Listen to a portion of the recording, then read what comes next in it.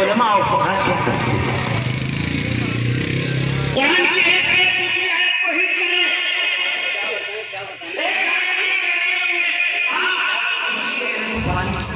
تو اب ہم کیا کریں گے؟ کس پر ایمان لائیں گے؟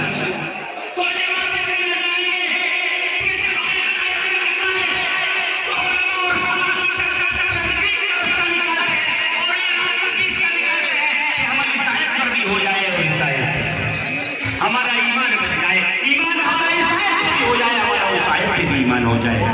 اور اگر کوئی تدبیر کا راستہ نہیں تو پھر ایک آیت ناسخ ہوتی ہے اور دوسری منسوخ ہو جاتی ہے. لیکن اے بے دلو، تم نے صرف لا تفرقوا پر ایمان رکھ لیا مگر کوئی بفضل اللہ وبرحمتہ کو چھوڑ دیا، لہذا تم بے دل ہو. الحمدللہ ثم الحمدللہ، ہم کل بھی ایمان والے تھے، آج بھی ایمان والے ہیں، انشاءاللہ ہماری نسلیں قیامت تک ایمان والی ہوں گی. ہم تو نہیں ہوں گے لیکن ہماری نسلوں میں اللہ تعالیٰ اسلام کا بول والا ہوگا اور اسلام پروان چڑھتا چلا جائے گا. یہی رب قدیر سے دعا ہے. حضرات،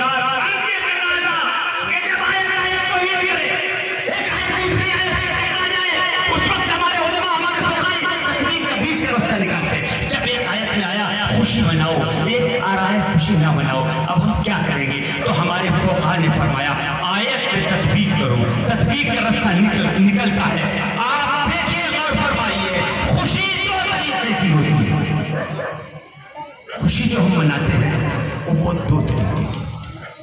ایک خوشی ہوتی ہے شکر کی اور ایک ہوتی ہے فخر کی. شکر کی خوشی اور ہوتی ہے اور فخر کی خوشی اور ہوتی ہے. جو فخر کی خوشی ہوتی ہے اس میں نظر نفس پر ہوتی ہے، اپنی طبیعت پر ہوتی ہے. اور شکر کی خوشی ہوتی ہے، اس کی شکر کی جو خوشی ہوتی ہے اس میں نظر نفس پر نہیں، اس میں نظر اپنے رب پر.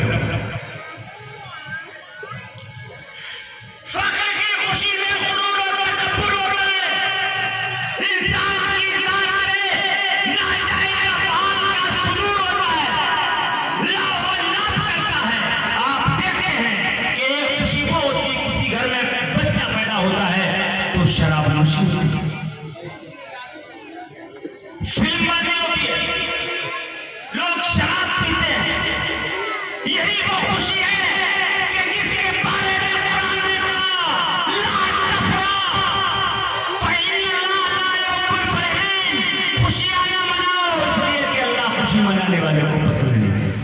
تو رب نے جہاں پر یہ ارشاد فرمایا ہے کہ خوشی نہ منائی جائے، وہ خوشی فخر کی خوشی ہے جس پر نفس کی انسان کی نظر اس کی نفس پر ہوتی ہے، اس میں غرور ہوتا ہے، اس میں ناجائز افعال ہوتے ہیں. یہ کل بھی ناجائز تھے، آج بھی ناجائز ہے، انشاءاللہ قیامت تک ناجائز ہے.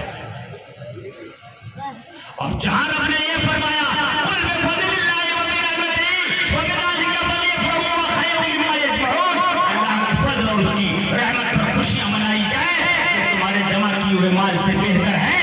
لہذا یہ وہ خوشی ہے جو رب کے شکر کی خوشی ہے. اور جب رب کے شکر کی خوشی ہوتی ہے تو دل میں اللہ کی حمد کے ترانے ہوتے ہیں اور زبان پر مصطفیٰ کے نغمے ہوتے ہیں. اور بندہ زبان دل حال دل سے کہتا ہوا نظر آتا ہے وہی رب ہے جس نے تجھ کو ہمتن کرم بنایا، ہمیں بھیک مانگنے کو تیرا راستہ بتایا. تجھے حمد ہے خدایا، تجھے حمد ہے. سبحان اللہ. اور جب زبان پر اس کے الفاظ نعت مصطفیٰ میں پھرتے ہیں تو کہتا ہوا نظر آتا ہے کہ مبارک ہو وہ شاہ پردے سے باہر آنے والا ہے، گدائی کو زمانہ جس کے در پہ آنے والا ہے.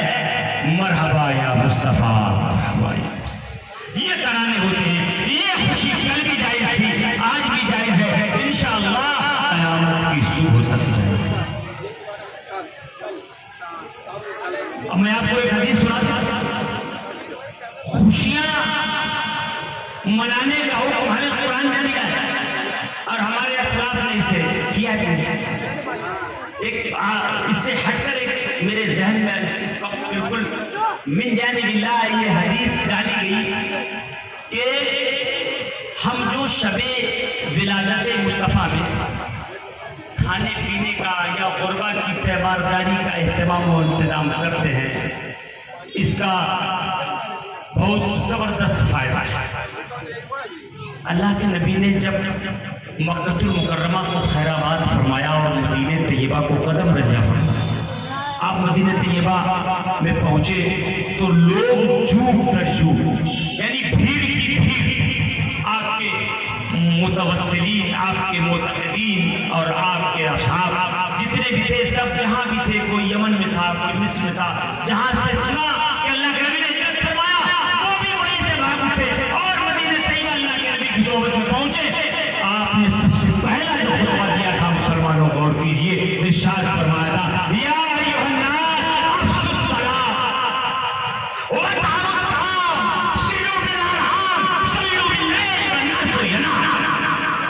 آپ نے ارشاد فرمایا تھا، اے لوگوں، آپ ایک دوسرے کو چین آئے کہ آپ کا تناشا ہو یا غیر تناشا ہو، اگر مومن ہے تو اس کو سلام کرو۔ مطلب یہ ہوتا ہے، اے لوگوں، ہم آپس سے ایک دوسرے کو سلام کیا کرو۔ اور دوسرا ارشاد فرمایا، دوسرے مرتبہ فرمایا، وَاطْعِمُوا الطَّعَامَ، بھوکوں کو کھانا کھلاؤ۔ صِلُوا بِالْأَرْحَامِ، اپنے قریبی رشتوں کو جوڑو۔ صلوا باللیل والناس ینام، راتوں کو نماز پڑھو جب لوگ سو جائیں۔ یہ غالباً تہجد کی طرف اشارہ تھا، لوگ جب سو جائیں تب تم رات میں اٹھ کر اپنے رب کی عبادت کرو۔ میں یہ کرنا چاہ رہا تھا کہ میرے آقا نے سب سے پہلا خطبہ مدینہ طیبہ میں حضرت عبداللہ بن سلام اس وقت ایمان نہیں لائے تھے، ان کے سامنے دیا تھا، اور وہی خطبہ سماعت کیا تھا تو زبان پر جاری ہو گیا تھا، خدا کی قسم یہ چہرہ کسی جھوٹوں کا چہرہ نہیں۔ تو پہلے ارشاد فرمائے کہ لوگوں آپس میں ایک دوسرے کو سلام کرو۔ اس کے فائدے کیا ہوتے ہیں کہ آپ کے دلوں میں محبت پیدا ہوتی ہے۔ اور یہ میرا خود کا تجربہ ہے، اگر آپ کا کوئی ایک مومن بھائی آپ اسے ایک بار سلام کیجئے، پھر دوبارہ پھر کر دیجئے، دوبارہ آپ کو موقع نہیں دے گا اور فوراً چھٹ سے سلام پہلے آپ کو۔ اللہ نے آپ کے سلام کے بدولت اس کے دل میں آپ کی محبت ڈالی کہ اب وہ آپ کے انتظار میں نہیں ہے کہ مجھے سلام کرے۔ سلام کا معاملہ ہی کچھ ایسا ہے، انسان کے دلوں میں محبت پیدا کرتا ہے۔ اور آپ نے منہ پھیر لیا تو کیا کہا، 10 نیکیاں ملنا تھی وہ بھی چلی گئی، وہ بھی نہیں ملی، یہ تو فری پوائنٹ۔ اندازہ فرمائیے قیامت کے دن جب بندہ ایک نیکی کے لیے ترس رہا ہوگا، تب آپ کا نام عمل کھلے گا۔ دوسرے الفاظ جو سرکار کہتے ہیں، وَاطْعِمُوا الطَّعَامَ، بھوکوں کو کھانا کھلاؤ، اس لیے کہ یہ صدقہ جاریہ ہے۔ اور آپ یہ جان لیجئے کہ اللہ تبارک و تعالیٰ نے قرآن میں فرما دیا، وَمَا مِن دَابَّةٍ إِلَّا عَلَى اللَّهِ رِزْقُهَا، زمین پر کوئی چوپان نہیں ہے جس کا رزق اللہ کے ذمہ کرم پر نہ ہو۔